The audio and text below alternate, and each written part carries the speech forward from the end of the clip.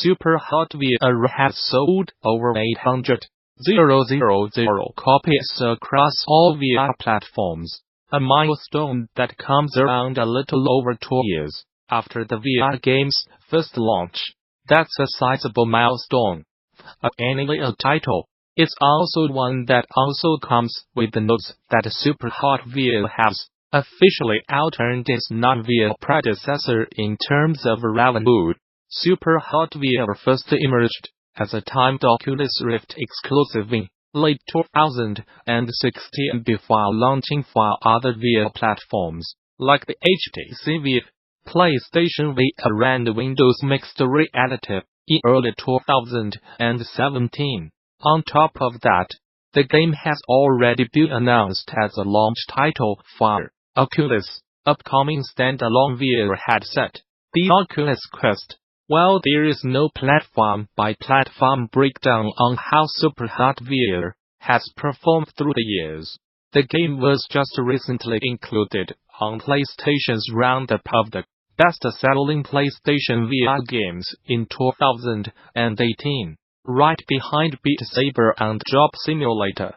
Superhot VR, with over 800,000 sales across platforms, has generated more revenue than the original Superhot.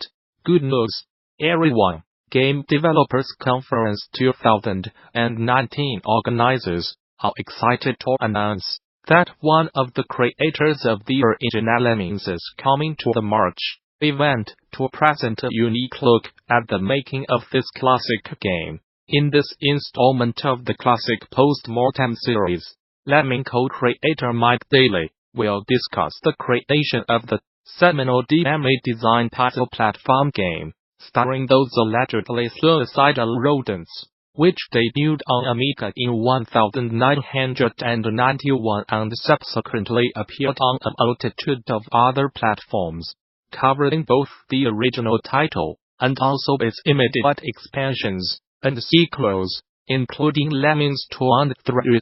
Daly will look at the genesis of the idea, the refining of the gameplay, and just how the clever game developed into a smash hit for the company and its publisher Psygnosis. As always, this classic game post-mortem will be an hour-long session, so we figured you might appreciate the heads-up so you can keep this exciting talk on your radar. In the months ahead, conference officials look forward to announcing many more DD2019 sessions, spanning a diverse array of game industry issues. Bring your team to DD, register a group of 10 or more and save 10% on conference passes. Learn more. For more details on GDC 2019 visit the show's official website, or subscribe to regular updates via Facebook, Twitter, OS. Gamasutra and DD are sibling organizations under parent company Informa. It has laid off a substantial number of employees at its Australian mobile studio 5 Monkeys. As reported by Kotaku, while Game Workers Unite Australia, between 40 to 50 staffers have been laid off, and the remaining workers are apparently operating under the belief that the entire studio will soon be closed down. For those unfamiliar with the name, 5 Monkeys was formed in 2012 after it merged Iron Monkey Studios with Firemint to create one of the biggest development studios in Australia. The company has churned out mobile titles, including River Racing 3, The Sims Free Play, and Need for Speed No Limits. It was hard at work developing River Racing 4, but reports suggest the project has now been cancelled. While it has yet to officially confirm the news, it did tell Kotaku THNTFIREMONKAYS has recently entered into a consultation period that may impact some roles. We recently made a decision to shift teams to focus more on our live services, and have entered into a consultation period that may impact some roles in the studio, reads the statement. We are working to match skills with opportunities, as we go through this period, identifying other opportunities at E, and providing as much help to our employees as we possibly can.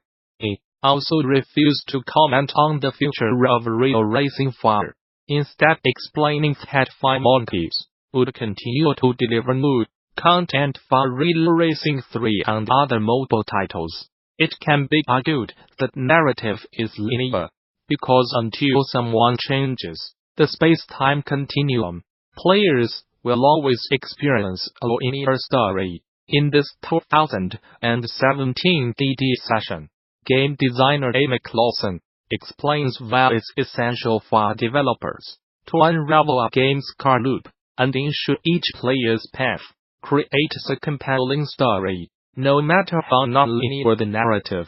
It was an insightful talk that's definitely still worth watching, so developers should not miss the opportunity to do so now that it's freely available on the official GD YouTube channel. In addition to this presentation, THEGDC Vault and its accompanying YouTube channel offers numerous other free videos, audio recordings, and slides from many of the recent game developers conference events, and the service offers even more members-only content for DD Vault subscribers.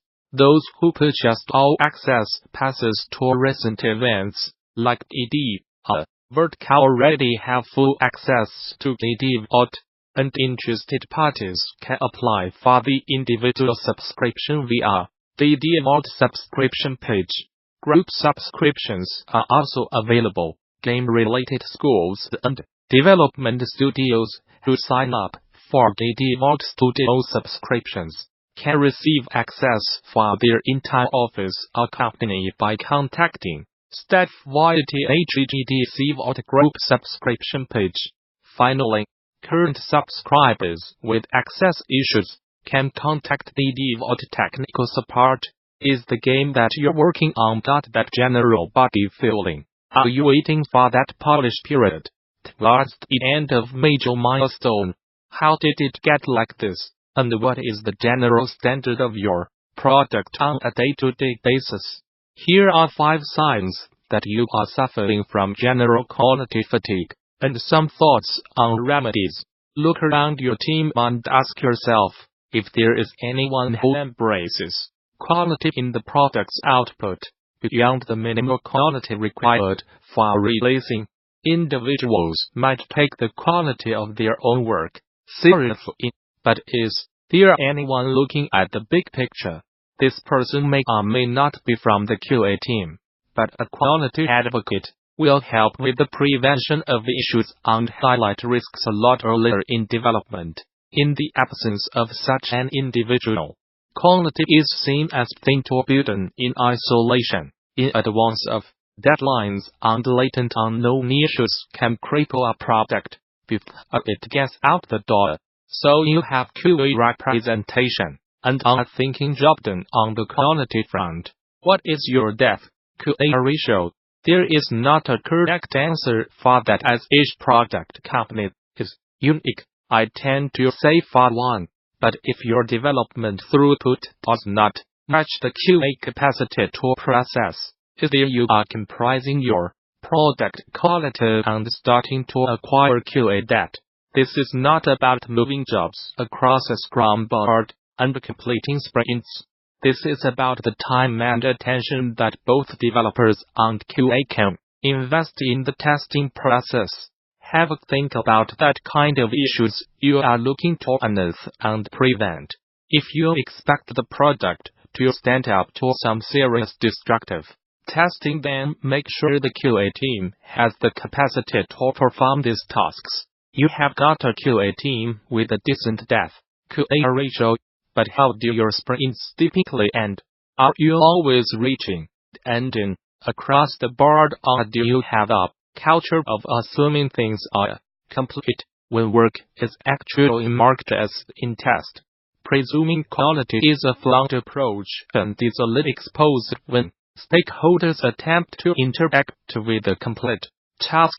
Find a problem and raise it. It's not worth rolling the dice, but equally This approach also puts your QA team on the back foot, as there is inherent pressure to sign off, and there is greater resistance to fix any of those non-functionality issues.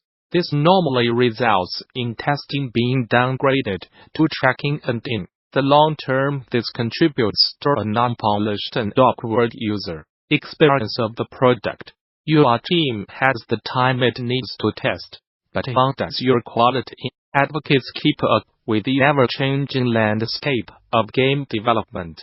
Investing in tooling is a huge factor in the smooth delivery of a product and is often a multidisciplinary approach. When it comes to QA-specific development tasks, do you find yourself asking the QA team to make its own tools? Small requests, like requesting debug cheat commands, can unlock a lot of QA time to focus on other tasks, but it's often seen as something the QA team should let themselves by learning other skills. The successful product will put these tasks into the backlog and assign them to the best person qualified to complete it, and not treat them as a side, nice-to-have project. And finally, where exactly does QA live in your corporate hierarchy? Are you positioning the quality advocates as an independent discipline, or are they a subset of a subset within the company? Real and lasting quality can be derived in how the company treats